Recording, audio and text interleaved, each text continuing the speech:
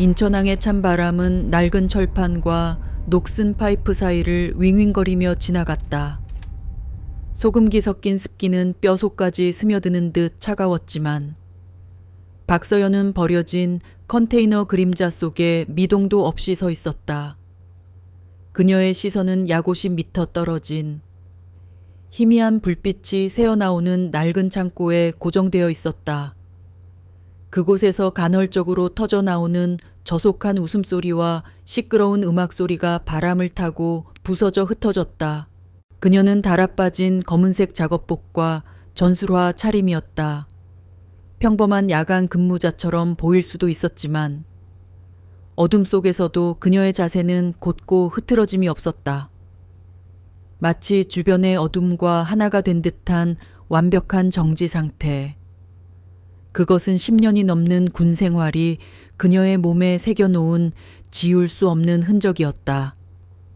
왼쪽 손목. 시계 아래로 희미하게 보이는 흉터가 파편의 기억을 간직하고 있었다.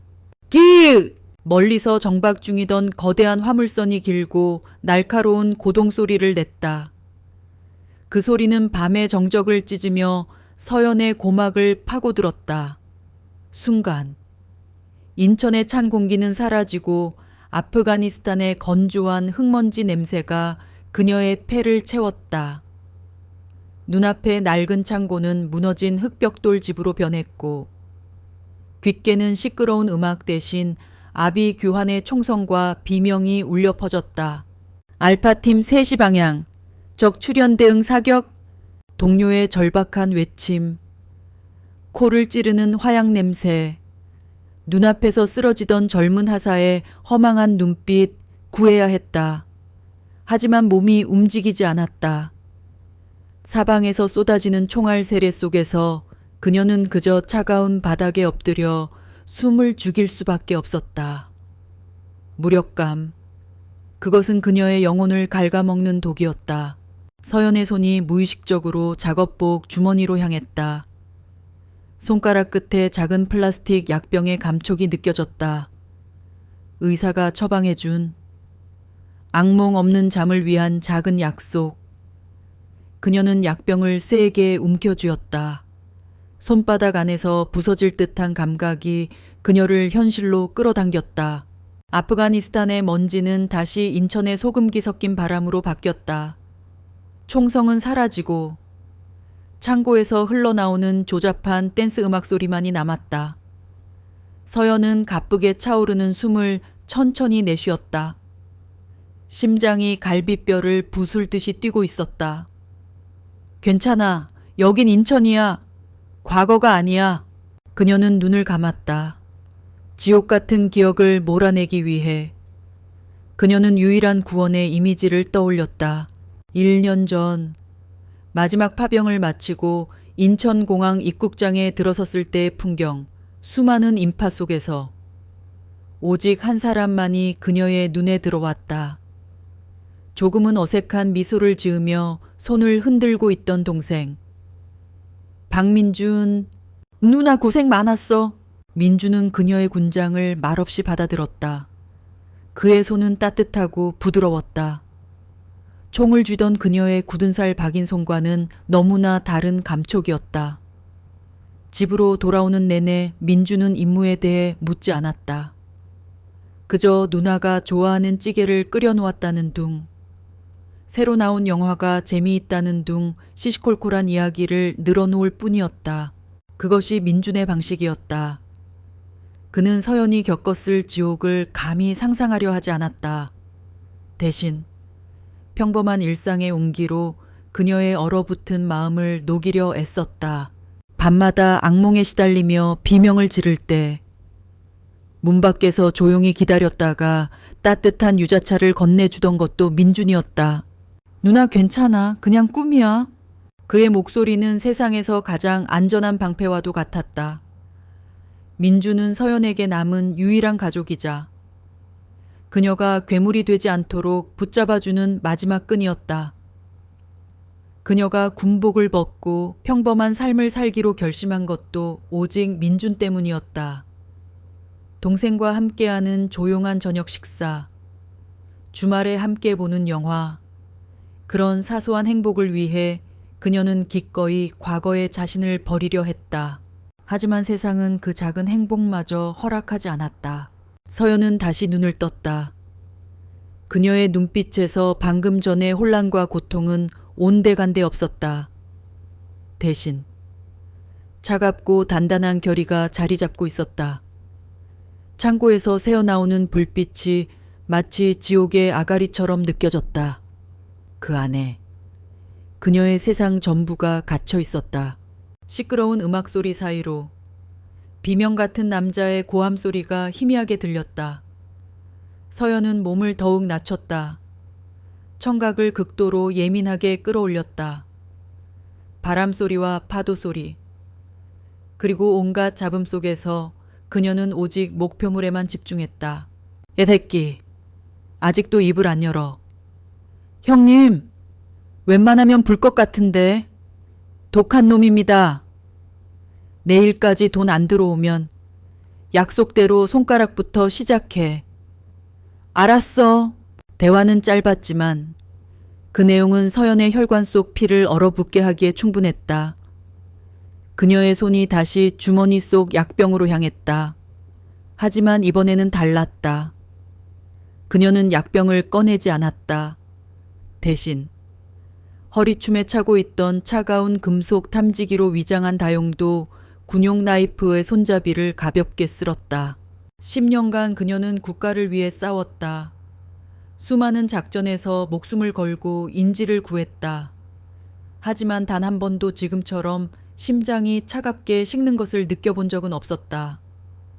그때의 인질들은 임무였지만 지금 창고 안에 있는 사람은 박민준이었다.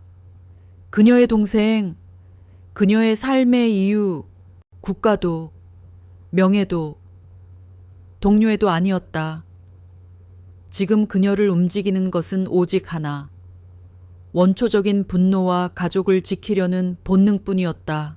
서연은 컨테이너 그림자에서 벗어났다. 그녀의 움직임에는 한치의 망설임도 없었다. 마치 먹이를 노리는 흑표범처럼 소리 없이, 그리고 우아하게. 그녀는 더 이상 PTSD에 시달리는 전역 군인이 아니었다. 그녀는 707 특임대 대테러 팀장 박서연 상사였다. 그리고 지금 그녀는 마지막 임무를 시작하려 하고 있었다. 그녀의 유일한 가족을 구출하기 위한 단독 작전이었다. 바람이 더욱 거세게 불어와 그녀의 짧은 머리카락을 흩날렸다. 하지만 그녀의 눈빛은 한 점 흔들림 없이 창고의 문을 꿰뚫고 있었다. 그 안의 모든 것을 파괴하고 그녀의 것을 되찾아올 준비가 되어 있었다. 닷새 전 모든 것이 무너져 내린 그날 아침은 여느 때와 다름없이 평범했다. 서연은 오랜만에 늦잠을 자고 일어나 커피를 내리고 있었다. 제대한 후 처음으로 느껴보는 여유였다. 민주는 자신의 방에서 웹디자인 프로젝트 마감에 한창이었다. 타닥타닥. 경쾌한 키보드 소리가 집안에 안정감을 더했다. 민준아, 점심 먹고 해. 누나가 김치찌개 끓였어. 거의 다 끝났어. 5분만. 방 안에서 활기찬 대답이 돌아왔다. 그것이 그녀가 들은 동생의 마지막 목소리였다. 10분이 지나도 민준이 나오지 않자 서연은 그의 방문을 열었다. 방은 텅 비어 있었다. 책상 위에는 노트북이 켜져 있었고 스크린에는 작업 중이던 디자인 시안이 떠 있었다. 마치 잠시 바람이라도 쐬러 나간 사람처럼. 하지만 그녀의 심장은 차갑게 가라앉기 시작했다. 민주는 작업에 몰두하면 절대 중간에 자리를 뜨는 법이 없었다. 불길한 예감은 언제나 현실이 된다. 1시간이 지나고 2시간이 지나도록 민주는 돌아오지 않았다. 전화기는 꺼져 있었다. 오후 늦게 그녀의 휴대폰에 문자 메시지 한 통이 도착했다. 발신자 표시 제한. 누나 구해줘. 동구 4번 창고. 그것이 전부였다. 간결하지만 절박함이 묻어나는 6개의 단어. 서연은 즉시 경찰에 신고했다. 인천 남북경찰서 강력사문팀 사무실은 담배 연기와 미제 서류 뭉치 냄새로 자욱했다. 김형사라 불리는 중년의 남자는 찌푸린 미간으로 서연이 내민 휴대폰을 들여다보았다. 그는 이 바닥에서 잔뼈가 굵은 베테랑이었지만 그녀의 침착함은 어딘가 낯설었다. 보통 가족의 실종 신고를 하는 사람들은 울고 불고 매달리기 마련이었다. 하지만 박서연은 흔들림 없는 눈으로 그를 마주보고 있었다. 박민준 씨, 최근에 누구와 원한 관계가 있었습니까? 아니면 금전 문제라든가. 제 동생은 그런 문제 만들 사람이 아닙니다. 서연의 목소리는 단호했다. 남에게 싫은 소리 한 번 못하는 성격입니다. 누님께서 그렇게 생각하시는 거겠죠. 김 형사는 심드렁하게 대답하며 서류를 뒤적였다. 요즘 세상 흉흉합니다. 착하게 산다고 문제가 안 생기는 건 아니니까. 일단 마지막 통화 기록이랑 계좌 내역부터 조회해 보겠습니다. 근데 시간이 좀 걸릴 겁니다. 영장 발부받는 절차가. 시간이 없습니다. 서연이 그의 말을 잘랐다. 문자의 장소가 명시되어 있습니다. 동구, 4번 창고. 지금 당장 수색해야 합니다. 김 형사는 한숨을 내쉬며 그녀를 쳐다보았다. 누님, 동구에 뭐 번이란 이름이 들어간 창고가 수십 개입니다. 폐창고까지 합치면 100개도 넘을 거요. 증거도 없이 그 많은 곳을 다 뒤질 수는 없습니다. 이건 납치 사건일 가능성이 높아요. 섣불리 움직였다가 인질이 위험해질 수 있습니다. 그의 말은 논리적으로 옳았다. 경찰의 수사 매뉴얼에 입각한 가장 안전하고 합리적인 절차였다. 하지만 서연에게는 세상에서 가장 무책임한 소리로 들렸다. 매뉴얼이, 절차가. 영장이 민준의 목숨을 구해줄 수는 없었다. 시간이 흐를수록 민준이 겪고 있을 고통은 커져갈 터였다. 기다리라는 말씀이군요. 네, 저희가 연락드릴 때까지 일단 집에서 안정을 취하고. 서연은 더 이상 듣지 않고 자리에서 일어났다. 그녀의 눈빛을 본 김 형사는 자신도 모르게 말을 멈췄다. 그것은 절망에 빠진 피해자의 눈이 아니었다. 목표를 설정한 포식자의 눈이었다. 알겠습니다. 연락 기다리겠습니다. 그녀는 정중하게 고개를 숙이고 경찰서를 나섰다. 하지만 그 발걸음은 집으로 향하지 않았다. 그녀는 알았다. 이제부터는 자신만의 전쟁이라는 것을. 집으로 돌아온 서연은 가장 먼저 민준의 방으로 들어갔다. 켜져 있던 노트북을 열었다. 그녀는 특임대에 있을 당시 사이버전 훈련도 최고 수준으로 이수했다. 그녀의 손가락이 키보드 위에서 춤을 추기 시작했다. 민준의 이메일, 클라우드 저장소, SNS 계정. 그녀는 동생의 디지털 유산을 샅샅이 뒤졌다. 단서는 의외의 곳에서 발견되었다. 민준이 최근 작업했던 외주 프로젝트였다. 의뢰인은 DS 캐피탈이라는 대부업체였다. 계약서상으로는 평범한 웹사이트 제작 의뢰였지만 서연은 그 이름에서 불길한 냄새를 맡았다. 그녀는 군 시절에 비공식 네트워크를 가동했다. 국정원에서 퇴직한 선배, 경찰청 사이버 수사대에 근무하는 동기. 그녀는 그들에게 DS 캐피탈에 대한 정보를 요청했다. 물론 합법적인 절차는 아니었다. 하지만 그녀에게는 더 이상 합법의 경계가 무의미했다. 몇 시간 후 정보가 도착했다. DS 캐피탈 대표 최동수. 표면적으로는 합법적인 대부업체지만 실상은 인천 일대를 거점으로 활동하는 악질적인 사채 조직이었다. 불법 추심, 폭행, 협박, 그들의 범죄 기록은 끝이 없었다. 민준이 왜 그들과 엮였을까? 서연은 민준의 계좌 내역을 해킹해 들어갔다. 그리고 발견했다. 닷새 전 DS 캐피탈로부터 5천만 원이 입금된 기록을. 민준이 그들에게 돈을 빌린 것이 아니었다. 오히려 돈을 받았다. 프로젝트 대금이라고 하기엔 너무 큰 액수였다. 마치 무언가의 대가처럼. 서연은 노트북 화면을 뚫어져라 쳐다보았다. 그리고 하나의 가설에 도달했다. 민준은 그들의 웹사이트를 제작하면서 우연히 그들의 범죄 증거를 발견했을 것이다. 자금 세탁 기록이나 불법 거래 내역 같은 것들. 민준의 정의감이라면 그것을 그냥 지나치지 않았을 것이다. 아마도 그는 그 증거를 이용해 그들을 협박하려 했을지도 모른다. 자신을 위해서가 아니라 그들에게 피해를 입은 다른 사람들을 위해. 어설프고 순진한 방식의 정의 구현. 그 결과가 바로 납치였다. 이제 목표 지점을 좁힐 차례였다. 동구, C번 창고. 서연은 인천시 동구의 위성사진과 지적도를 노트북에 띄웠다. 그리고 DS 캐피탈의 법인 등기부등본에 등록된 주소지와 최동수를 비롯한 조직원들의 알려진 활동 방영 데이터를 겹쳤다. 수십 개의 후보지가 10개 미만으로 줄어들었다. 그녀는 다시 한번 동기에게 연락했다. 동구 일대, 특히 항만 근처 CCTV, 오늘 저녁 6시부터 8시 사이 영상 좀 빼줄 수 있어. 하얀색 SUV 차량이야. 동기는 잠시 망설였지만 서연의 목소리에 담긴 절박함을 외면하지 못했다. 영상 파일이 도착했다. 서연은 눈을 깜빡이는 것조차 잊은 채 몇 시간 동안 모니터를 응시했다. 그리고 마침내 찾아냈다.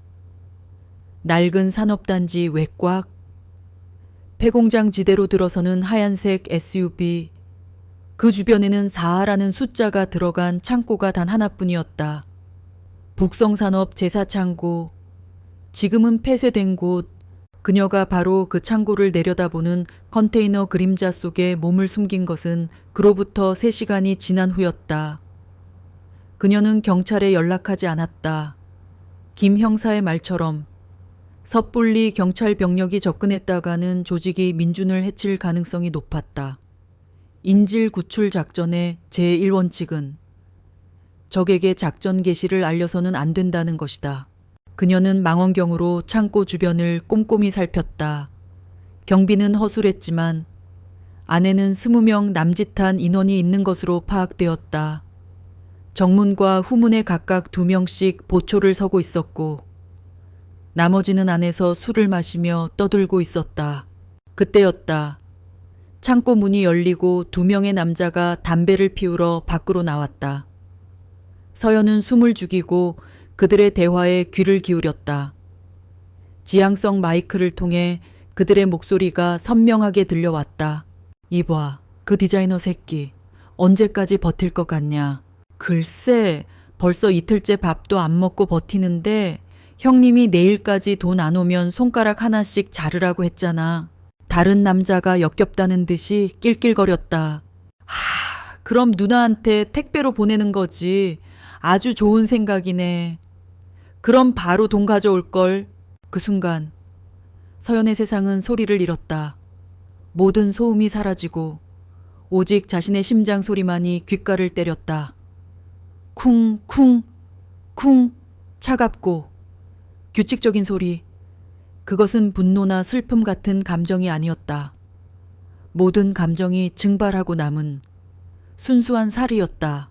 손톱이 손바닥을 파고들어 피가 배어 나왔지만 그녀는 고통을 느끼지 못했다. 11년간의 훈련이 그녀의 몸에 새겨 넣은 단 하나의 원칙이 그녀의 머릿속을 지배했다. 감정은 판단을 흐린다. 그녀는 천천히 몸을 일으켰다. 더 이상의 정찰은 무의미했다. 더 이상의 계획도 필요 없었다. 목표는 하나. 박민준의 구출. 수단과 방법은 중요하지 않았다. 이제 그녀는 피해자의 누나가 아니었다. 그녀는 심판자였다. 그녀가 들었던 대화는 마지막 남은 이성의 끈을 끊어버렸다. 박서연은 더 이상 기다릴 수 없었다. 그녀는 몸을 일으켜 컨테이너 뒤편으로 소리 없이 사라졌다. 그녀의 발걸음은 마치 밤한가의 속을 걷는 듯 가벼웠다. 낡은 전술화는 자갈과 깨진 유리 조각 위를 지났지만 쥐 죽은 소리 하나 내지 않았다. 그것은 훈련의 산물이자 생존의 기술이었다. 창고 뒤편은 앞쪽보다 훨씬 어두웠다. 가로등 불빛조차 닿지 않는 완벽한 사각지대. 그녀는 벽에 등을 기댄 채 창고의 구조를 파악하기 시작했다. 낡은 벽돌과 부식된 철판으로 얼기설기 지어진 건물이었다. 정식 출입구는 앞뒤로 하나씩, 그리고 측면에 작은 환기구들이 여러 개 있었다. 서연은 허리춤에서 와이어 형태의 소형 내시경 카메라를 꺼냈다. 군용 장비는 아니었지만 시중에서 구할 수 있는 가장 성능이 좋은 모델이었다. 그녀는 벽돌 사이의 작은 틈으로 카메라 렌즈를 밀어 넣었다. 휴대폰 화면에 창고 내부의 모습이 지지직거리며 나타났다.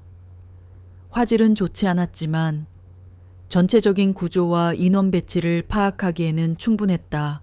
20명. 그녀의 예상과 정확히 일치했다. 그들은 대부분 335 모여 카드게임을 하거나 술을 마시고 있었다. 경계심이라고는 찾아볼 수 없는 오합지졸. 하지만 그들 중 몇몇은 확연히 달랐다. 서연의 눈이 위험 요소를 식별하며 빠르게 움직였다. 정문 안쪽 맥주 상자를 의자 삼아 앉아 있는 거구의 남자가 눈에 띄었다. 키는 좋기 195cm는 넘어 보였고 터질 듯한 팔뚝은 웬만한 여자의 허리만 했다. 그의 별명은 망치 백성철. 서연이 사전에 파악한 정보에 따르면 그는 조직의 문지기이자 해결사였다. 그의 손에는 이름처럼 묵직한 쇠망치가 들려 있었다. 장난감처럼 망치를 허공에 던졌다 받는 모습이 극도로 위험해 보였다. 그의 목에는 조잡한 도끼 모양의 문신이 새겨져 있었다.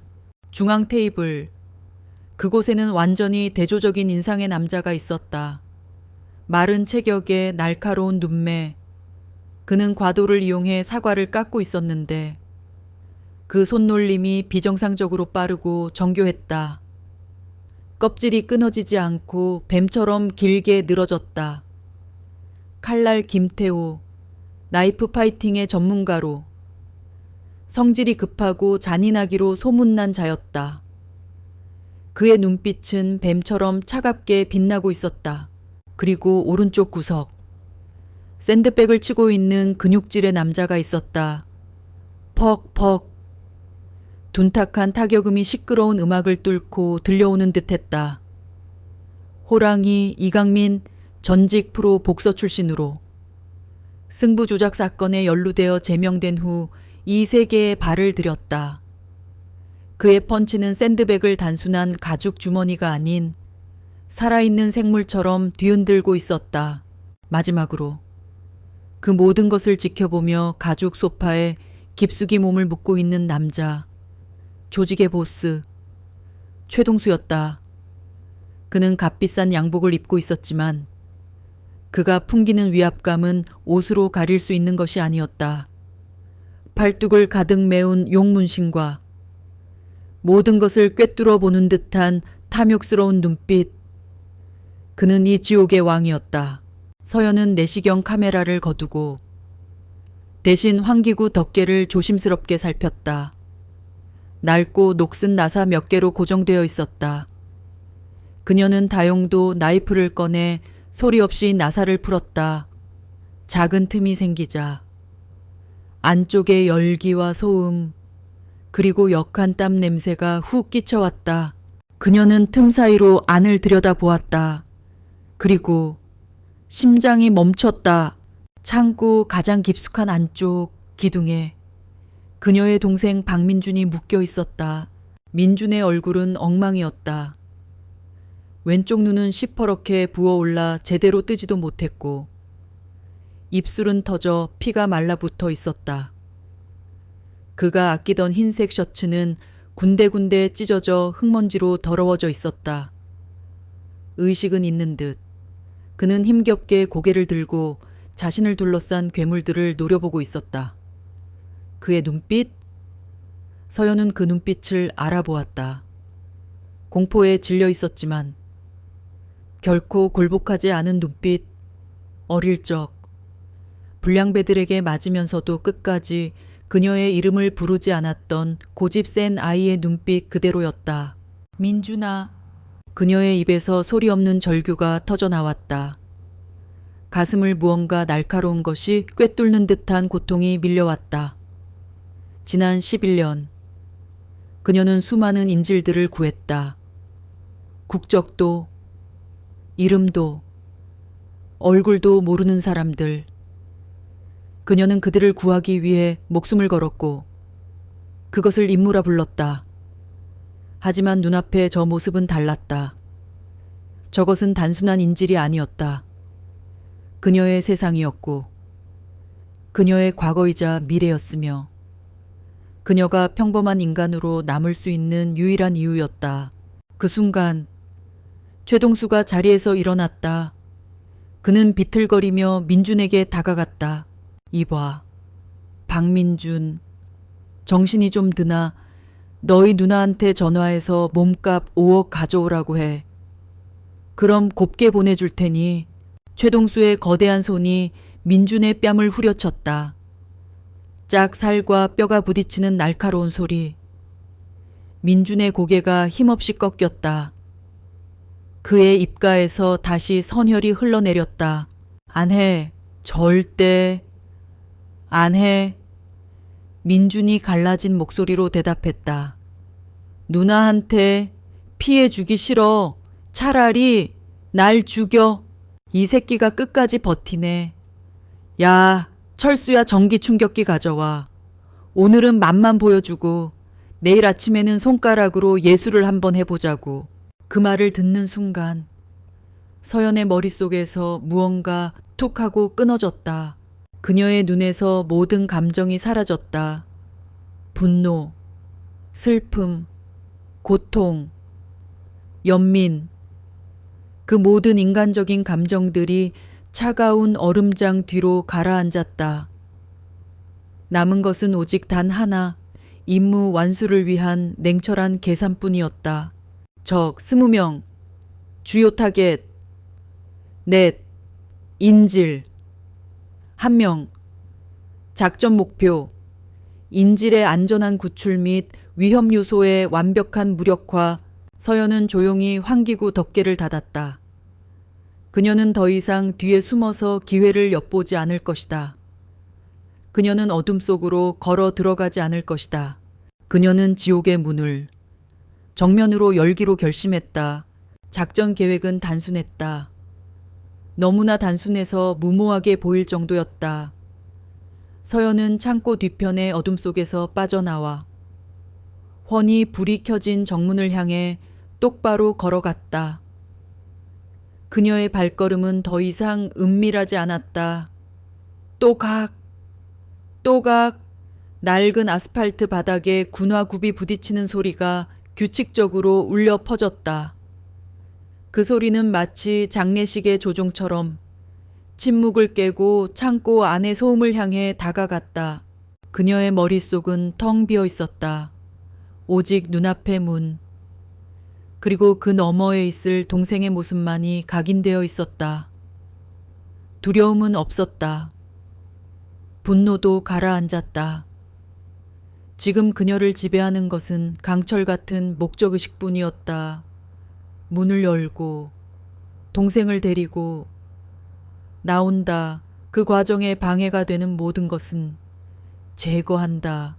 창고 문 앞에 다다른 그녀는 잠시 멈춰섰다. 낡고 거대한 철문. 붉은 녹이 슬어 마치 피딱지처럼 보였다. 그녀는 심호흡 한 번 없이 그저 손을 들어 문을 두드렸다. 똑똑똑. 크지도 작지도 않은 명확하고 일정한 3번의 노크 소리. 안에서 시끄럽게 떠들던 소음이 순간 멎었다. 마치 오케스트라의 연주가 갑자기 멈춘 듯한 어색한 정적. 몇 초 후 문 안쪽에서 거친 욕설과 함께 육중한 발소리가 들려왔다. 어떤 새끼야 분위기 깨게. 철컥. 육중한 빗장 풀리는 소리와 함께 문이 굉음을 내며 열렸다. 문틈으로 쏟아져 나온 빛이 서연의 얼굴을 비췄다. 문을 연 것은 예상대로 거구의 사내. 망치 백성철이었다. 그는 195cm가 넘는 키로 문틀을 꽉 채우고 서서 그림자를 길게 들이우며 서연을 내려다 보았다. 그의 얼굴에는 짜증과 의아함이 뒤섞여 있었다. 뭐야? 넌 그의 목소리는 자갈이 구르는 듯 낮고 거칠었다. 웬 계집애가 여긴. 길 잃었냐? 서연은 그를 올려다보며 희미하게 미소 지었다.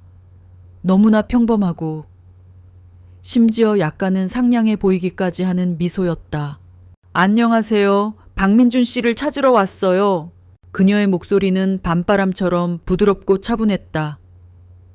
백성철은 잠시 말을 잃었다. 그는 험악한 남자나 겁에 질린 채무자 혹은 경찰을 예상했다. 하지만 눈앞에 이 작고 평범한 여자는 그 모든 예상에서 벗어나 있었다. 박민준, 그는 잠시 생각하다가 이내 무언가 깨달았다는 듯 음흉하게 웃었다. 네가 그 누나구나 이야. 대단한데 제 발로 호랑이 굴에 걸어 들어오다니 머리가 어떻게 된 거 아냐. 그는 서연의 연약해 보이는 어깨와 가느다란 팔을 위아래로 훑어보았다. 그의 눈에는 경멸과 흥미가 동시에 어렸다.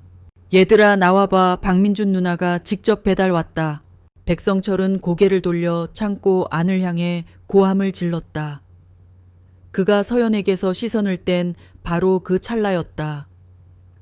모든 것이 찰나에 일어났다. 미안하지만 서연의 목소리가 그의 귓가에 속삭이듯 파고들었다.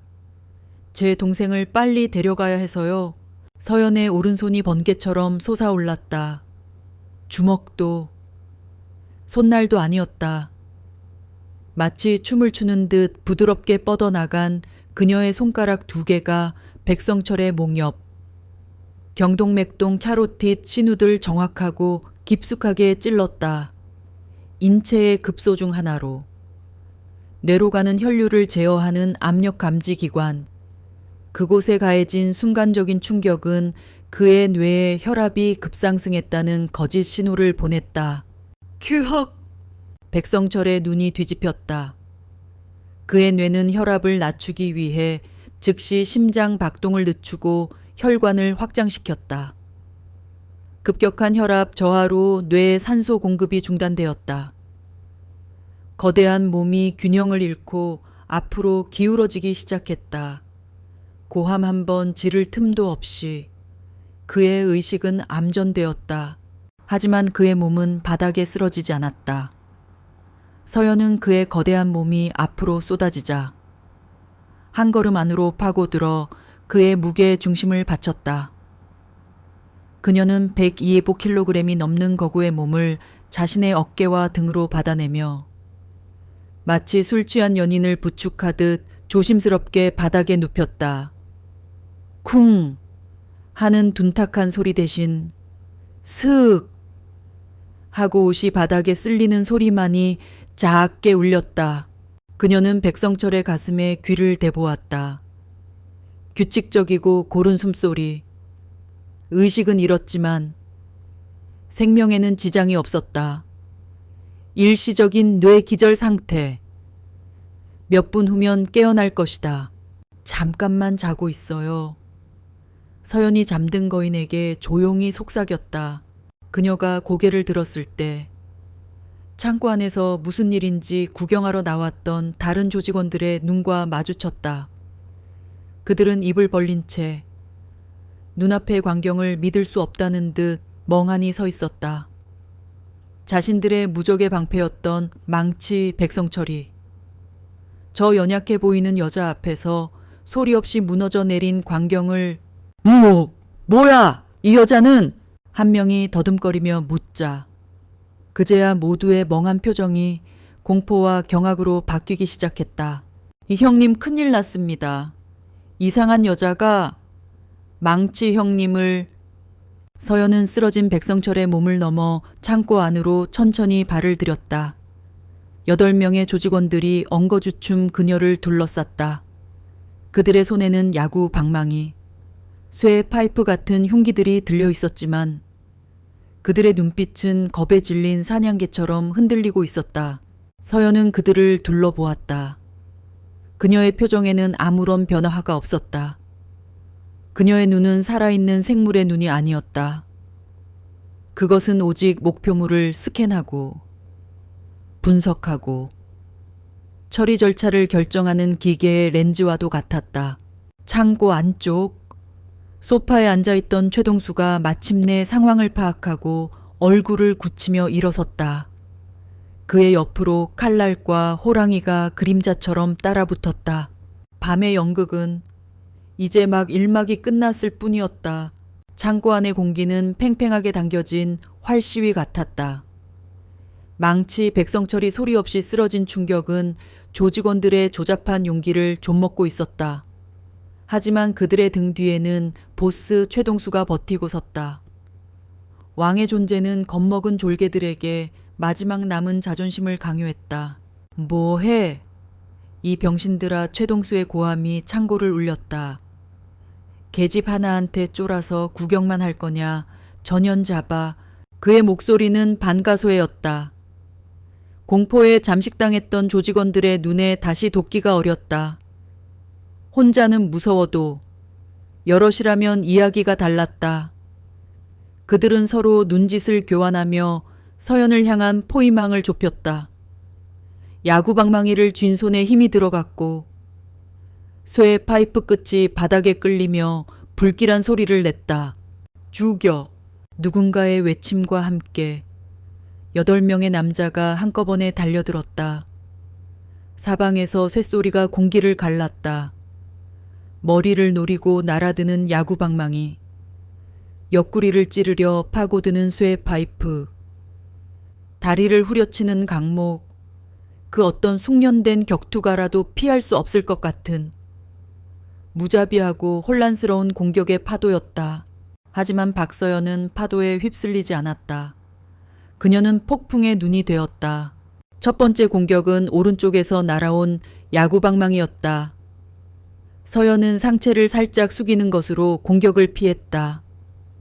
동시에 왼손으로 방망이를 휘두른 남자의 손목을 낚아챘다.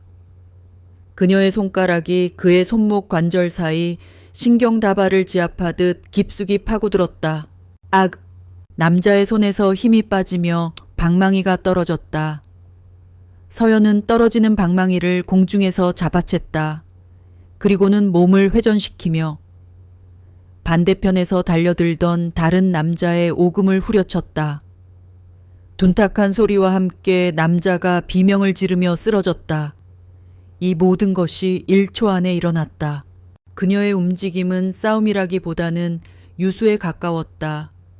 힘과 힘으로 맞부딪히는 대신 상대의 공격 방향과 힘을 역이용하여 흘려보내고 그 빈틈을 파고들어 무력화시켰다. 그녀의 몸은 마치 정교하게 설계된 기계처럼 단 하나의 불필요한 동작도 허용하지 않았다. 정면에서 쇠의 파이프가 그녀의 얼굴을 향해 날아왔다. 서연은 방금 빼앗은 야구방망이를 방패 삼아 비스듬히 공격을 받아냈다. 쨍 고막을 찢는 파열음. 그녀는 충격을 흡수하며 뒤로 물러서는 대신 오히려 앞으로 파고들었다. 그리고 쇠 파이프를 쥔 남자의 팔꿈치 관절을 방망이 끝으로 정확하게 가격했다. 우드득. 뼈가 부서지는 소름 끼치는 소리. 남자의 팔이 기괴한 각도로 꺾이며 쇠 파이프를 놓쳤다. 네펠, 네펠! 남자의 비명이 울려 퍼지는 동안 서연은 이미 다음 목표물을 향해 움직이고 있었다. 뒤에서 달려든 남자가 그녀의 머리채를 잡으려 하자 그녀는 몸을 낮추며 그의 가랑이 사이로 미끄러지듯 빠져나갔다. 그리고 일어서는 동시에 그의 등 뒤에 유령처럼 서 있었다. 그녀의 손날이 그의 목 뒤 경추를 가볍게 내리쳤다.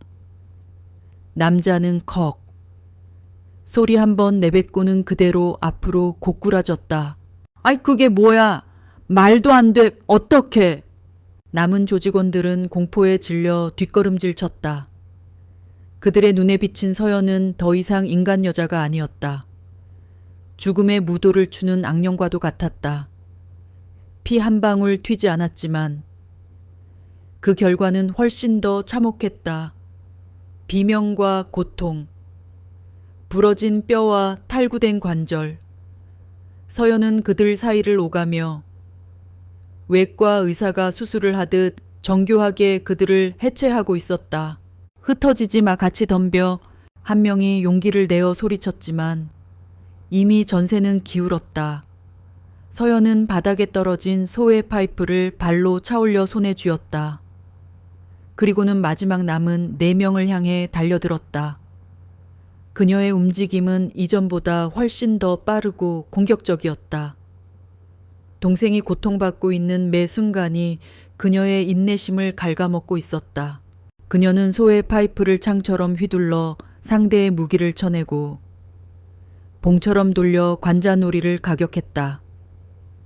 마지막 남은 한 명이 겁에 질려 도망치려 하자 그녀는 손에 든 소의 파이프를 회전시켜 그의 발목을 향해 정확하게 던졌다. 볼링핀처럼 남자가 넘어지자 그녀는 다가가 그의 어깨를 발로 지그시 밟았다. 움직이지 마. 그럼 다치지 않을 테니. 그녀의 목소리는 얼음장처럼 차가웠다. 시작을 알리는 고함이 터져 나온 지 채 1분도 지나지 않았다. 창고 입구는 아비규환의 현장이 되어 있었다. 8명의 장정이 신음하며 바닥을 뒹굴고 있었다. 누구 하나 의식을 잃지는 않았지만 스스로 일어설 수 있는 자는 아무도 없었다. 창고 안쪽. 최동수와 그의 핵심 부하들은 숨 쉬는 것조차 잊은 채 이 모든 광경을 지켜보았다. 그들의 얼굴에서 초기 의기양양함은 사라진 지 오래였다. 대신 그 자리에는 원시적인 공포와 경외감마저 서려 있었다. 특히 칼날, 김태호와 호랑이, 이강민의 표정은 심각했다. 그들은 싸움의 전문가였다. 그들은 서연의 움직임 하나하나가 얼마나 비현실적인 수준인지 뼈저리게 느끼고 있었다. 저것은 길거리 싸움꾼의 기술이 아니었다. 오직 인간을 가장 효율적으로 무력화시키기 위해 만들어진 살인의 기술이었다.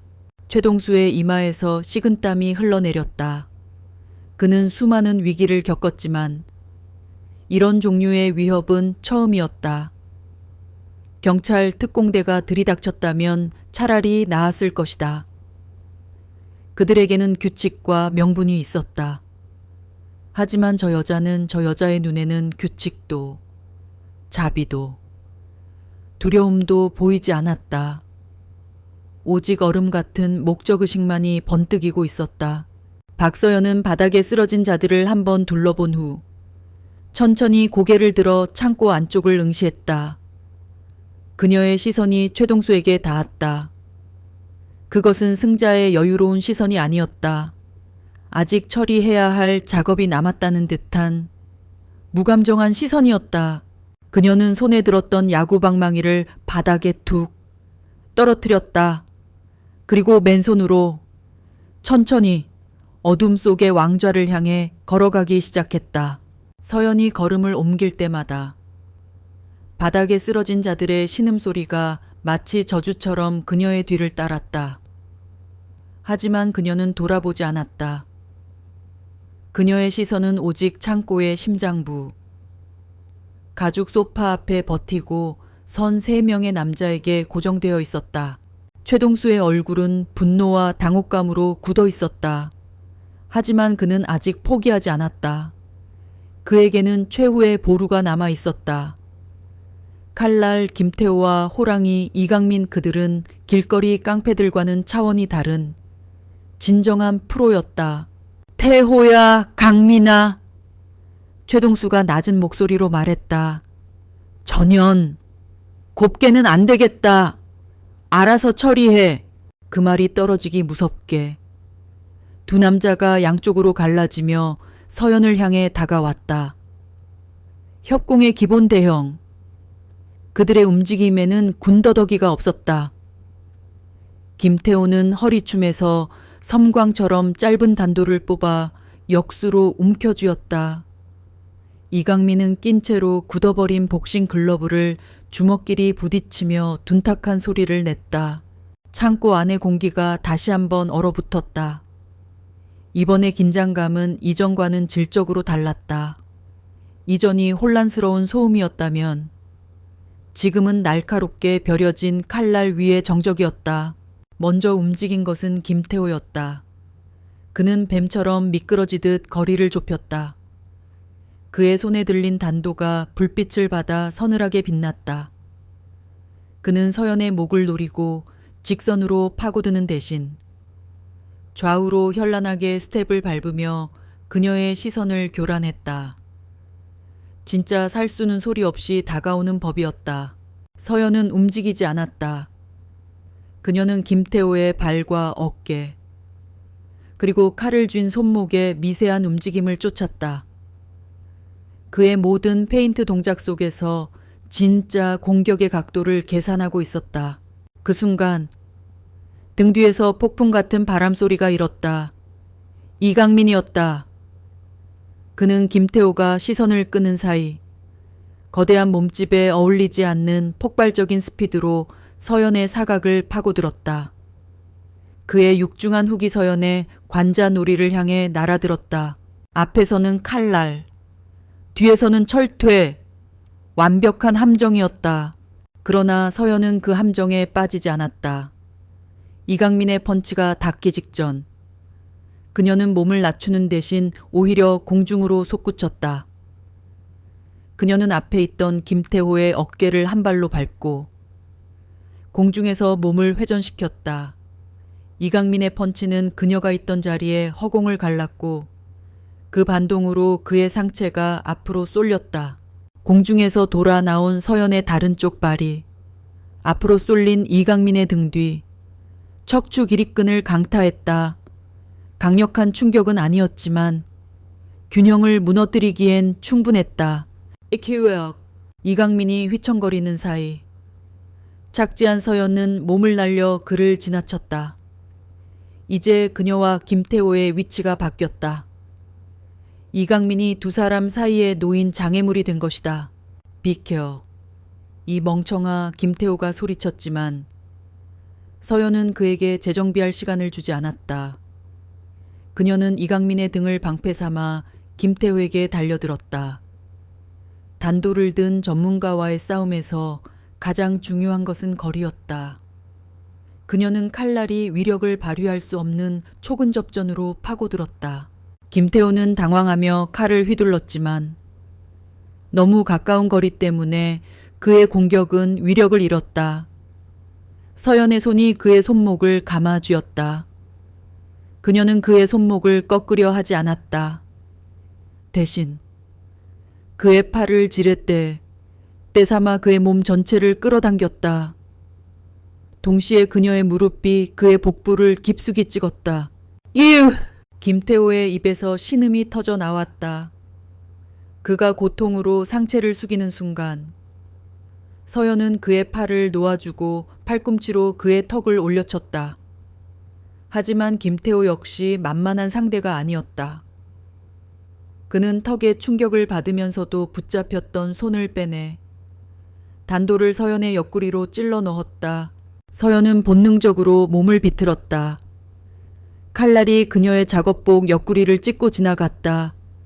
깊지는 않았지만 옆구리에서 뜨거운 통증이 느껴졌다. 첫 부상이었다.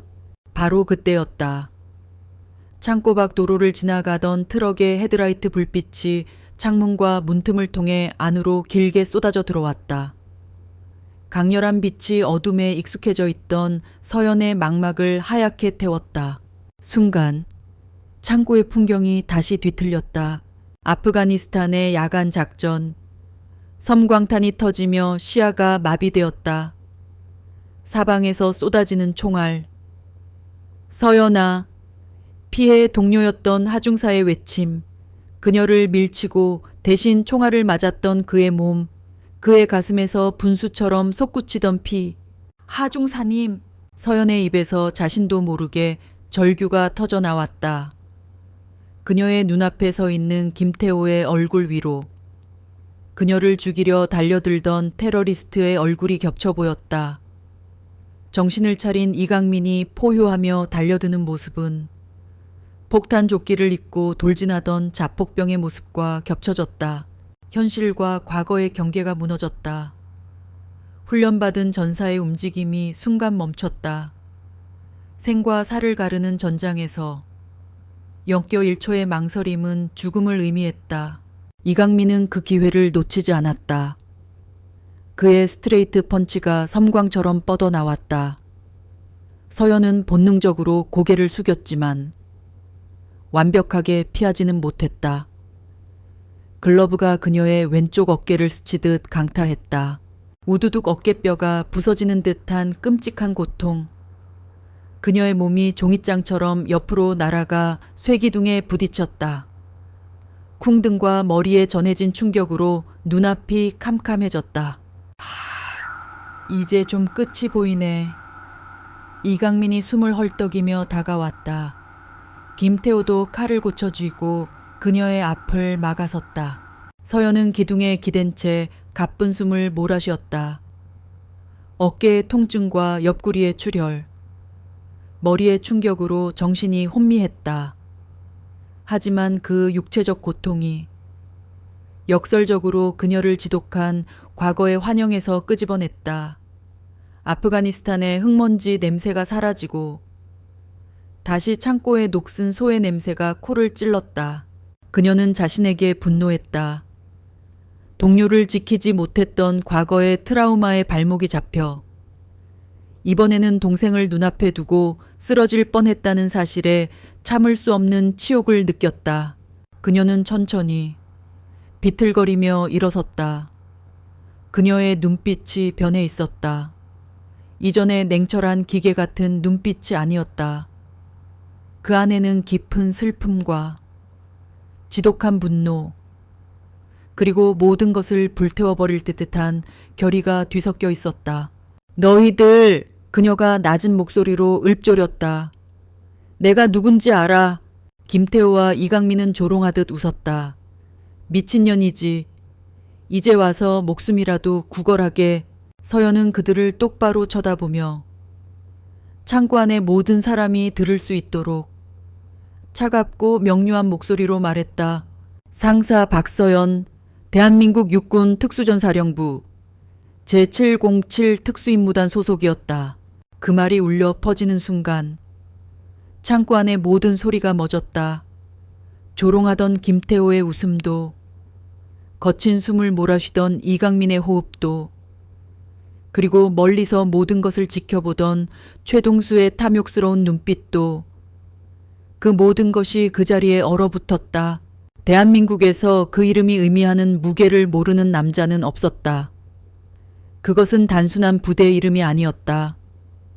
국가가 키워낸 최정계 인간 병기, 괴물들을 잡기 위해 만들어진 진짜 괴물들의 이름이었다. 그 세 음절은 단순한 숫자의 조합이 아니었다. 그것은 대한민국 암흑가에 내려오는 도시전설이자 악몽의 다른 이름이었다. 한번 목표로 찍히면 땅끝까지라도 쫓아와 기어이 숨통을 끊어놓는 자들. 국가라는 이름 아래 합법적인 살인을 허락받은 그림자들. 칼날 김태호와 호랑이 이강민의 얼굴에서 핏기가 사라졌다. 그들은 비로소 깨달았다. 자신들이 지금까지 상대한 것이 인간 여자가 아니었다는 것을 그들은 재앙의 멱살을 잡고 흔들고 있었던 것이다. 이강민의 머릿속에 군대에 있을 때 선임들에게 들었던 칠보몽칠에 대한 무용담들이 스쳐 지나갔다. 대테러 훈련 시나리오에서 단 한 명의 7007 요원이 완전 무장한 SSU 대원 20명을 5분 안에 전멸시켰다는 이야기. 그것을 그저 군대식 허풍이라 여겼던 자신이 얼마나 어리석었던가. 서연은 그들의 얼어붙은 눈동자에서 승기를 읽었다. 하지만 그녀는 멈추지 않았다. 부상당한 맹수는 고통 때문에 더욱 사나워지는 법이다. 어깨의 통증이 그녀의 온몸에 분노의 불을 지폈다. 큐아, 이성을 잃은 것은 이강민이었다. 공포는 때로 인간을 무모하게 만든다. 그는 살기 위해 눈앞의 괴물을 먼저 부셔버려야 한다고 판단했다. 그는 부상당한 서연의 왼쪽 어깨를 향해 마지막 남은 힘을 실어 펀치를 날렸다. 약점을 노린 최선의 공격? 하지만 서연은 더 이상 그 자리에 없었다. 그녀는 이강민이 주먹을 뻗는 순간 오히려 그의 품 안으로 파고들었다. 그녀의 몸이 그의 거대한 몸통에 종이처럼 달라붙었다. 그녀의 오른팔이 그의 목을 감았고 왼팔은 비록 부상당했지만 그의 팔 아래를 파고들어 등 뒤에서 깍지를 꼈다. 리어 네이키드 초크, 리어 네이키드 초크. 가장 기본적이면서도 가장 확실한 기술. 우그, 극! 이강민의 거대한 몸이 버둥거렸다. 그는 서연을 떼어내기 위해 미친 듯이 몸을 흔들고 벽에 부딪혔지만 그녀는 거머리처럼 떨어지지 않았다. 오히려 그의 경동맥을 조이는 팔에 더욱 힘을 가했다. 산소 공급이 끊긴 이강민의 눈앞이 하얗게 변해갔다. 저항하던 그의 몸에서 서서히 힘이 빠져나갔다. 몇 초 후 거구의 몸이 무너져 내렸다. 서연은 그의 몸이 바닥에 완전히 쓰러질 때까지 자세를 풀지 않았다. 이제 남은 것은 김태호뿐이었다. 그는 뒷걸음질 쳤다. 그의 손에 들린 단도가 파르르 떨리고 있었다. 그의 눈에는 더 이상 싸울 의지가 남아있지 않았다. 그는 도망치고 싶었다. 이 지옥 같은 곳에서 벗어나고 싶었다. 오지마. 그가 칼을 미친 듯이 휘두르며 소리쳤다. 오면 찔러버릴 거야. 서연은 그의 발작적인 몸부림을 차가운 눈으로 응시했다. 그리고는 바닥에 떨어진 소의 파이프를 부상당하지 않은 오른발로 툭 찼다. 소의 파이프가 공중에서 반 바퀴 회전하며 날아가 정확히 칼을 쥔 김태호의 손목을 때렸다. 쨍그랑! 김태호가 단도를 놓쳤다. 그가 고통으로 손목을 부여잡는 순간 서연은 이미 그의 코앞까지 다가와 있었다. 그녀의 오른손이 그의 턱을 잡아챘고 엄지손가락이 턱 관절 아래에 움푹 파인 급소를 깊숙이 눌렀다. 극심한 고통에 김태호의 입이 벌어졌다. 서연은 그대로 그의 턱을 잡고 머리를 뒤로 젖혀 그의 뒤에 있던 쇠기둥에 처박았다. 쿵둔탁한 소리와 함께 김태호의 의식이 끊겼다. 창고 안에는 마침내 정적이 찾아왔다. 20명의 조직원 중 서 있는 사람은 오직 박서연 한 명뿐이었다. 아니다. 아직 한 명이 더 남아 있었다. 서연은 천천히 몸을 돌렸다. 가죽 소파 옆에. 그는 못 박힌 듯 서 있었다. 이 모든 참극의 연출자. 최동수. 그는 자신의 무적 군단이 한낱 여자에게, 그것도 부상당한 여자에게 추풍 낙엽처럼 쓰러지는 광경을 망견자실한 표정으로 지켜보고 있었다. 서연이 그를 향해 한 걸음 내디뎠다. 털썩. 최동수의 다리에서 힘이 풀렸다. 그는 그대로 바닥에 주저앉았다. 방금 전까지 세상을 다 가진 듯 오만하던 남자의 모습은 온데간데 없었다. 오직 겁에 질린 중년 남자만이 남아있을 뿐이었다. 자, 잘못했다 살려줘! 그가 무릎으로 기어 서연에게 다가오려 했다. 서연이 차갑게 말했다. 거기 있어! 최동수는 그 자리에 멈췄다. 그는 두 손을 싹싹 빌기 시작했다. 제발, 제발 살려주시오. 난 그냥 돈이 필요했을 뿐이오. 사정이 있었단 말이오. 서연은 대답 없이 그를 내려다보았다.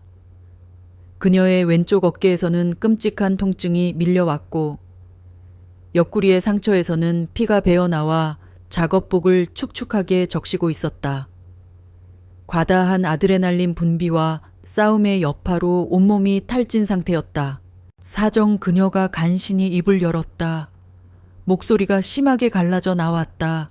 네, 내 어머니가 치매요. 요양병원에 계신데 병원비가 너무 많이 들어서 그래서 어쩔 수 없이. 최동수는 눈물 콧물을 쏟아내며 울부짖었다. 그의 연기는 너무나 처절해서 진짜처럼 보일 정도였다.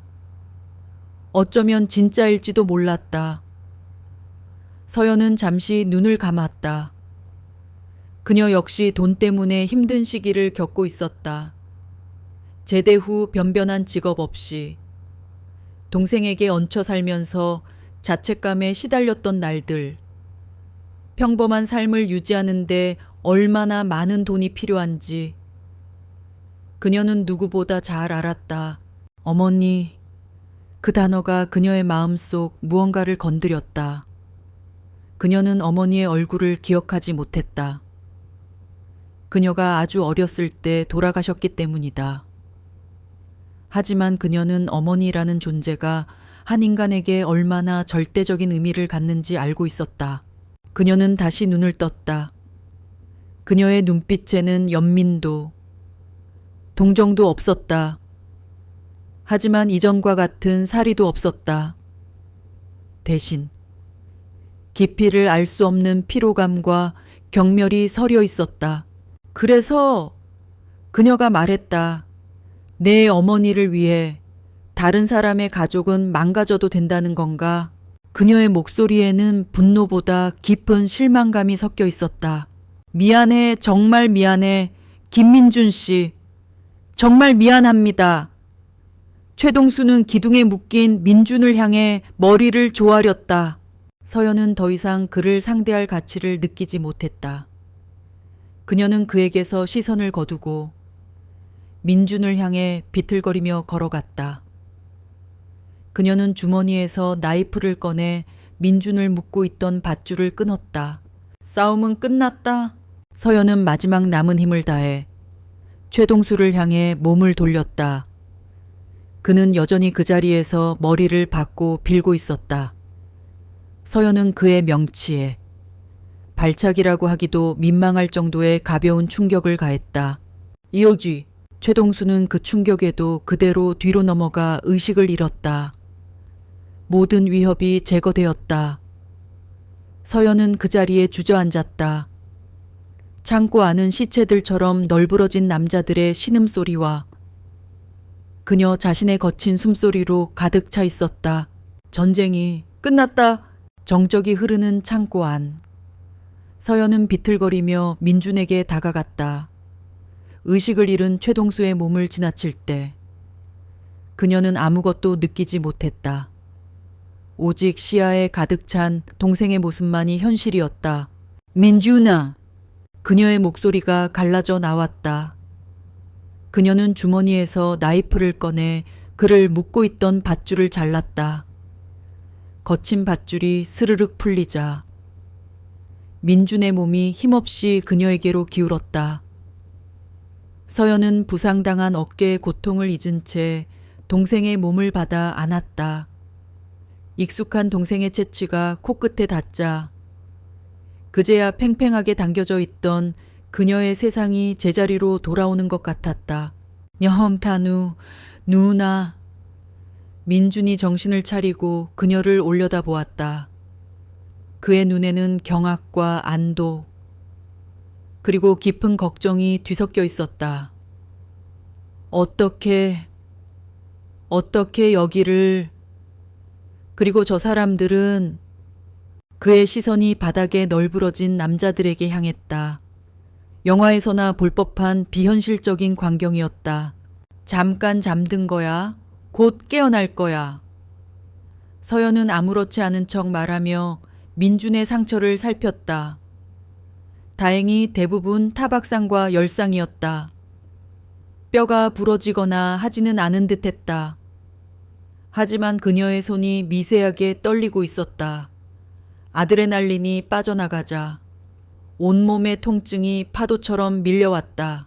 누나, 다쳤잖아. 어깨에서 피나. 옆구리도. 민준이 그녀의 찢어진 옷과 피로 물든 부분을 보고 기겁해서 소리쳤다. 이게 다 무슨 일이야? 누나가 어떻게 이 많은 사람들을... 괜찮아. 서연이 그의 말을 잘랐다. 괜찮아. 민준아, 이제 다 끝났어. 그녀는 동생을 안심시키려 했지만 그녀 자신이 괜찮지 않았다. 그녀는 강해 보이는 가면 뒤에서 무너져 내리고 있었다. 결국 과거의 자신을 꺼내야 했다는 사실. 동생에게 자신의 가장 끔찍한 모습을 보이고 말았다는 자괴감. 그리고 다시 떠오른 전쟁의 기억들. 민주는 누나의 상태를 알아보았다. 그녀가 PTSD로 힘들어할 때 그는 언제나 곁에 있었다. 그는 누나의 떨리는 손을 조심스럽게 마주 잡았다. 누나, 나 때문에 또... 아니야. 서연이 단호하게 말했다. 내 탓 아니야. 민준아, 이건 그냥 운이 없었던 거야. 내가 더 빨리 왔어야 했는데 미안해. 그 순간 창고 밖에서 요란한 사이렌 소리가 들려오기 시작했다. 한 대가 아니었다. 여러 대의 경찰차가 내는 불협화음이 밤의 정적을 깨고 빠르게 가까워지고 있었다. 잠시 후 중무장한 경찰 특공대원들이 전술 대형을 갖추고 창고 안으로 들이닥쳤다. 그들 뒤로 김 형사를 비롯한 강력팀 형사들이 권총을 빼든 차에 따라 들어왔다. 그리고 그들은 모두 그 자리에 얼어붙었다. 김 형사는 자신의 눈을 의심했다. 그는 최악의 상황을 예상했다. 인질이 살해당했거나 조직원들 간의 총격전이 벌어졌거나. 하지만 그의 눈앞에 펼쳐진 광경은 그 어떤 상상보다도 기괴했다. 창고 안은 20명에 가까운 남자들이 부러지고 꺾이고 기절한 채 널브러져 있었다. 그리고 그 한가운데 온몸이 상처투성인 여자 하나가 겁에 질린 남자를 보호하듯 감싸 안고 서 있었다. 그의 시선이 여자에게 닿았다. 며칠 전 경찰서에서 침착하게 동생의 실종 신고를 하던 여자 박서연이었다. 김 형사는 천천히 그녀에게 다가갔다. 그는 권총을 내렸지만 경계심을 풀지는 않았다. 이게 대체 어떻게 된 겁니까? 서연은 민준을 등 뒤로 숨기며 김 형사를 마주 보았다. 그녀의 눈빛은 텅 비어 있었다. 정당방위였습니다. 그녀가 담담하게 말했다. 정당방위라고 하기엔. 김 형사는 말을 잇지 못하고 주변을 둘러보았다. 어떻게 혼자서 이 많은 사람들을... 서연은 대답 대신 작업복 안주머니에서 구겨진 비닐팩을 꺼내 그에게 건넸다. 그 안에는 낡은 군번줄과 함께 빛바랜 전역증이 들어있었다. 김 형사는 전역증을 받아들었다. 육군 상사 박서연 제707 특수임무단 전역. 아. 김 형사의 입에서 짧은 탄식이 흘러나왔다. 모든 퍼즐 조각이 맞춰졌다. 그는 전역증을 서연에게 돌려주며 완전히 다른 눈빛으로 그녀를 바라보았다. 경계심은 사라지고 그 자리를 복잡한 감정이 채웠다. 경외, 연민, 그리고 미안함. 괜찮으십니까? 상처가 심각해 보입니다. 구급차를 불렀습니다. 제 동생부터 부탁드립니다. 서연은 그 말을 끝으로 긴장이 풀린 탓인지 휘청거렸다. 민준이 급하게 그녀를 부축했다. 병으로 가는 구급차 안. 민준은 응급처치를 받으면서도 내내 시선을 서연에게서 떼지 않았다. 서연은 창밖의 어두운 풍경을 멍하니 바라보고 있었다. 구급대원이 그녀의 어깨와 옆구리를 소독하고 붕대를 감는 동안에도 그녀는 인형처럼 미동도 없었다. 안도감이 밀려왔다. 동생은 안전했다. 그녀는 결국 해냈다. 하지만 그 안도감의 이면에는 시커먼 시면이 입을 벌리고 있었다. 그녀는 또다시 그녀가 되고 말았다. 평범한 삶을 살고 싶어서 벗어 던졌던 군복을 그녀는 스스로 다시 껴입었다. 그리고 그 과정에서 사람을 부수고 망가뜨렸다. 물론 그들은 인간 쓰레기였다. 하지만 그렇다고 해서 그녀의 행위가 정당화될 수 있을까? 그녀의 내면 깊은 곳에서 누군가 속삭였다. 너도 그들과 다를 바 없어. 너도 폭력을 즐겼잖아. 아니야. 아니긴 내연 괴물이야. 박서연 전쟁이 만들어낸 살인기계. 서연은 자신도 모르게 몸을 떨었다. 그때 누군가 그녀의 손을 따뜻하게 감싸 쥐었다. 민준이었다. 누나. 그가 조용히 불렀다. 고마워. 그리고 미안해. 서연은 천천히 고개를 돌려 동생을 바라보았다. 민준의 눈에는 두려움이나 경멸이 없었다. 오직 누나를 향한 걱정과 사랑만이 가득했다. 누나가 괴물이면 나는 그 괴물이 지켜준 세상에서 제일 행복한 동생이야. 민준의 말에 서연의 얼어붙었던 눈동자가 가늘게 흔들렸다. 눈시울이 뜨거워졌다. 그녀는 울지 않기 위해 입술을 깨물었다. 구급차의 사이렌 소리가 마치 그녀의 내면에서 울리는 비명소리처럼 길게 밤거리를 갈랐다. 전쟁은 끝났지만 그녀의 마음속 상처는 이제 막 다시 벌어지기 시작했다. 사건의 여파는 생각보다 조용히 지나갔다. 언론은 조직폭력배 소탕 과정에서 벌어진 정당 방위 사건으로만 간략히 보도했다. 그 이면에는 김 형사의 노력이 있었다. 그는 보고서에 박서연의 전직 군인 신분과 동생을 구하기 위한 영웅적인 행동을 강조했고, 그녀가 사용한 기술이 살상이 아닌 무력화에 초점이 맞춰져 있었다는 전문가 소견을 첨부했다. 현장에 있던 20명의 조직원들은 모두 전치 4주에서 8주 사이의 부상을 입었지만 생명에 지장이 있는 사람은 단 한 명도 없었다. 그것은 그녀의 행위가 우발적인 폭력이 아닌 고도로 훈련된 전문가의 통제된 무력 행사였음을 증명하는 가장 확실한 증거였다. 박서연은 경찰 조사에서 최소한의 진술만을 반복했다. 동생을 구하기 위해 갔습니다. 그들이 먼저 공격했고 저는 방어했을 뿐입니다. 그녀의 텅 빈 눈동자와 온몸에 남은 상처는 그 어떤 화려한 언변보다 더 설득력이 있었다. 결국 검찰은 불기소 처분을 내렸다. 정당 방위의 범위를 넘어섰다는 논란의 여지는 있었지만 그 누구도 동생을 구한 전직 특수부대 여군을 기소하려는 무모한 시도를 하지는 않았다. 반면 최동수와 그의 조직원들은 법의 엄중한 심판을 받았다. 납치, 감금, 폭행, 공동상해, 그들의 과거 범죄 이력까지 더해져 중형이 예상되었다. 재판 과정에서 최동수는 자신의 어머니 이야기를 꺼내며 선처를 호소했다. 대부분의 사람들은 악어의 눈물이라며 비웃었다. 하지만 서연은 아니었다. 그녀는 변호사를 통해 최동수 어머니의 병원 기록을 확인했다. 그의 말은 사실이었다. 서연은 짧은 의견서를 재판부에 제출했다. 피고인 최동수의 범죄는 용서받을 수 없습니다. 하지만 그의 범행 동기에 참작할 만한 부분이 있었음을 외면할 수는 없습니다. 그녀는 그를 용서하지 않았다. 다만 한 인간이 절망 속에서 어떤 선택을 할 수 있는지 이해하려 했을 뿐이었다. 그녀의 의견서는 판결에 큰 영향을 미치지는 못했지만 최동수는 예상보다 조금 낮은 형량을 선고받았다.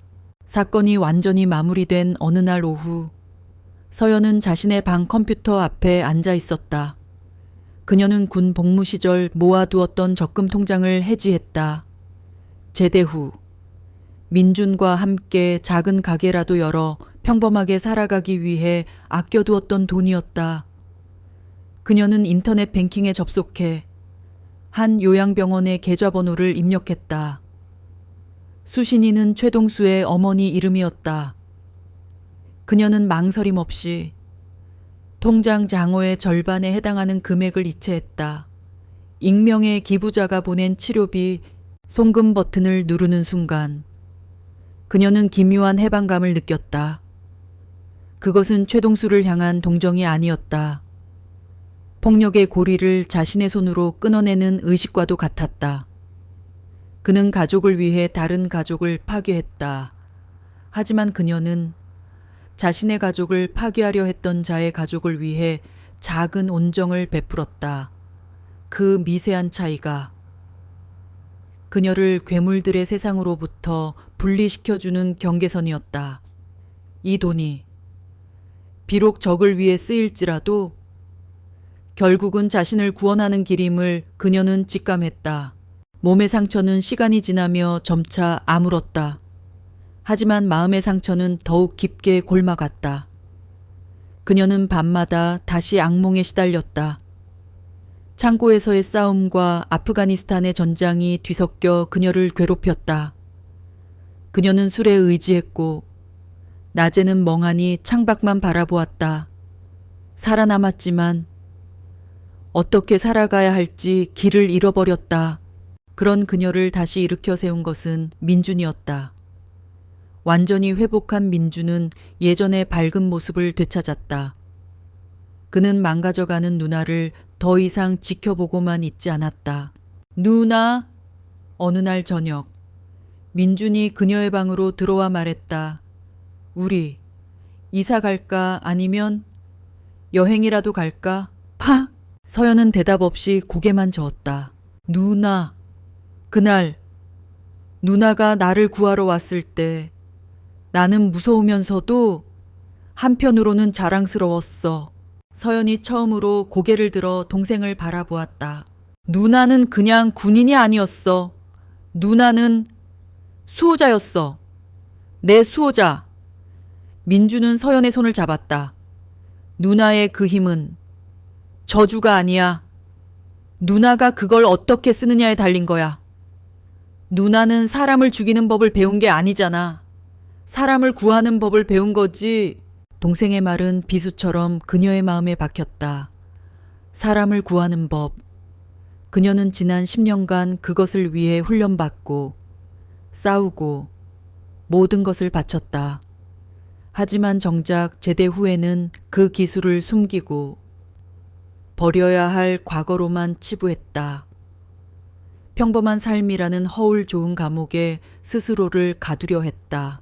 그 사건은 그녀에게 잔인한 방식으로 가르쳐 주었다. 그녀는 결코 평범해질 수 없다는 것을, 그녀의 손에 묻은 화약 냄새와 피의 기억은 영원히 사라지지 않을 것이다. 도망치는 것은 답이 아니었다. 그렇다면 마주봐야 했다. 자신의 과거와 자신의 능력을. 그날 이후 서연은 달라지기 시작했다. 그녀는 술을 끊고 다시 운동을 시작했다. 심리 상담도 꾸준히 받으며 자신의 트라우마를 정면으로 마주했다. 그녀는 더 이상 악몽에서 도망치지 않았다. 대신 꿈속의 전우들에게 속삭였다. 미안해요. 하지만 나 이제 당신들 목까지 사람들을 지키며 살아갈게요. 몇 달 후 그녀는 중요한 결심을 했다. 몇몇 군사기업과 보안업체에서 거액의 연봉을 제시하며 스카우트 제의가 왔지만 그녀는 모두 거절했다. 그녀는 더 이상 누군가의 명령을 받아 움직이는 병기가 되기를 원치 않았다. 그녀는 남은 돈과 동생의 도움을 받아 작은 사무실을 하나 얻었다. 간판도 없는 허름한 사무실이었다. 그녀는 사업자 등록증에 이렇게 적었다. 세어치 앤 레스큐 서치 앤 레스큐 실종자 수색 전문 민간조사기관. 경찰의 행정력이 미치지 못하는 사각지대. 증거 불충분으로 수사가 종결된 장기 실종 사건들. 그녀는 그 잊혀진 사람들을 찾아 나서기로 했다. 그녀의 능력과 경험을 가장 절실한 사람들을 위해 쓰기로 결심한 것이다. 그것이 그녀가 찾은 새로운 전쟁터이자 구원의 길이었다. 사무실 창가에 서서 그녀는 도시의 야경을 내려다보았다. 수많은 불빛 아래 지금 이 순간에도 누군가는 가족을 잃고 절망하고 있을 것이다. 과거의 그녀처럼 그녀는 더 이상 두렵지 않았다. 그녀는 자신의 길을 찾았다. 2년이라는 시간이 흘렀다. 인천의 항구는 여전히 바쁘게 돌아갔고 도시는 새로운 건물들을 올리며 낡은 기억들을 지워나갔다. 그 시간 속에서 박서연의 삶 또한 새로운 궤도에 올랐다. 그녀의 사무실은 여전히 작고 허름했다. 서치 앤 레스큐라는 간판은 이제 희미하게 빛이 발해 있었다. 하지만 그 작은 사무실의 명성은 절망에 빠진 사람들 사이에서 조용한 희망처럼 번져나가고 있었다. 지난 2년간 박서연은 서업 3명의 실종자를 가족의 품으로 돌려보냈다. 경찰이 포기한 사건, 세상의 관심에서 잊혀진 사람들, 그녀는 그들의 마지막 희망이었다. 그녀의 곁에는 언제나 민준이 있었다.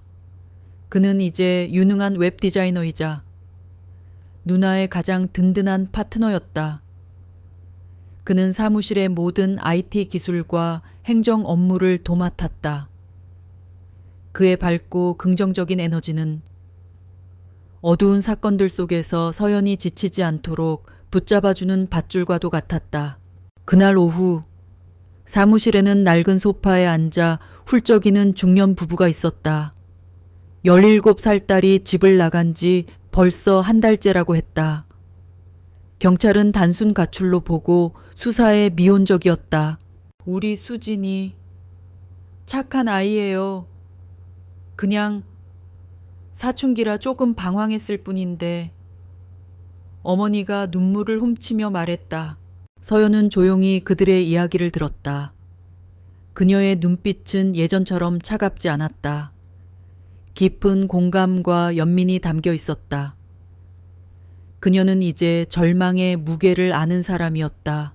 따님의 방을 좀 둘러봐도 될까요? 그리고 친구 관계나. 최근에 힘들어했던 일은 없었는지 아주 사소한 거라도 좋습니다. 그녀의 수사는 언제나 그렇게 시작되었다. 실종자의 삶 속으로 깊숙이 걸어 들어가는 것. 그녀는 더 이상 위성사진과 CCTV에만 의존하지 않았다. 그녀는 찢어진 일기장, 숨겨둔 SNS 계정, 친구와의 대화 기록 속에서 그들의 목소리를 들었다. 수진의 흔적을 쫓는 것은 쉽지 않았다. 아이는 작정하고 모든 흔적을 지운 듯했다. 하지만 서연은 포기하지 않았다. 그녀는 수진이 마지막으로 남긴 온라인 게임 접속 기록에서 작은 단서를 발견했다. 그리고 그 단서를 따라 어둡고 축축한 지하세계로 한 걸음씩 나아갔다. 가출 청소년들이 모여 사는 쉼터. 그들을 착취하는 악덕 포주들. 며칠 후 서연은 서울의 한 낡은 PC방 구석에서 수진을 찾아냈다. 아이는 며칠은 굶은 듯 헬쑥한 얼굴로 멍하니 모니터만 바라보고 있었다. 서연은 경찰처럼 들이닥치지 않았다. 그녀는 조용히 아이의 옆자리에 앉아 똑같은 게임을 시작했다. 1시간이 지났을까? 아이가 먼저 말을 걸었다. 아줌마, 이 게임 되게 잘하시네요. 예전에 동생이랑 자주 했었거든. 서연이 모니터에서 눈을 떼지 않고 대답했다. 그 애도 너처럼 힘들 때면 게임 속으로 도망치곤 했어. 수지는 경계심 가득한 눈으로 서연을 쳐다보았다. 누군데 날 알아요? 엄마가 보냈어요. 아니. 서연은 게임을 끄고 아이를 바라보았다. 나는 너처럼 길을 잃어본 사람이라서 그냥 네가 걱정돼서 왔어. 그녀는 아이를 다그치거나 설교하지 않았다. 대신 자신의 이야기를 들려주었다. 전쟁터에서 길을 잃었던 이야기. 소중한 사람들을 잃고 세상을 원망했던 이야기. 그리고 다시 집으로 돌아오기까지 얼마나 오랜 시간이 걸렸는지에 대한 이야기. 그녀의 목소리에는 어떤 꾸밈도 없었다. 상처 입은 영혼이 다른 상처 입은 영혼에게 건네는 조용한 위로였다. 수지는 처음에는 반항적인 눈빛으로 듣다가 어느새 눈물을 뚝뚝 흘리고 있었다. 아이는 처음으로 자신의 이야기를 털어놓았다. 성적 스트레스, 친구 관계, 아무도 자신의 마음을 알아주지 않는다는 외로움. 서연은 아이의 이야기를 끝까지 들어주었다. 그리고 마지막에 딱 한마디만 했다. 집에 가자. 수진아, 괜찮아. 다시 시작하면 돼. 사무실에서 수진과 부모님이 서로를 부둥켜 안고 우는 모습을 서연은 창가에 서서 조용히 지켜보고 있었다. 그 모습은 그녀가 이 일을 계속하는 이유였다. 부서진 세상의 조각을 하나씩 제자리에 맞춰가는 일. 그들이 떠나고 사무실에는 다시 정적이 찾아왔다. 민준이 그녀에게 따뜻한 커피를 건넸다. 누나, 또 한 건 했네. 대한민국 최고의 실종 전문가. 서연은 희미하게 미소 지으며 커피를 받아들었다. 그녀는 창밖의 도시를 내려다보았다. 수많은 불빛들이 별처럼 반짝이고 있었다.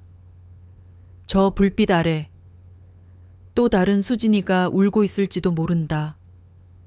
또 다른 절망이 숨쉬고 있을지도 모른다. 그녀는 무의식적으로 왼쪽 손목에 흉터를 매만졌다. 이제 그 흉터는 더 이상 아프가니스탄의 악몽을 불러오지 않았다. 그것은 그녀가 살아온 치열한 삶의 증거이자 앞으로 살아갈 이유를 알려주는 나침반이 되었다. 그녀는 완벽하게 치유되지 않았다. 아마 평생 그럴 것이다. 밤이 되면 여전히 악몽의 그림자가 그녀를 찾아왔다. 하지만 이제 그녀는 어둠 속에서 홀로 떨지 않았다.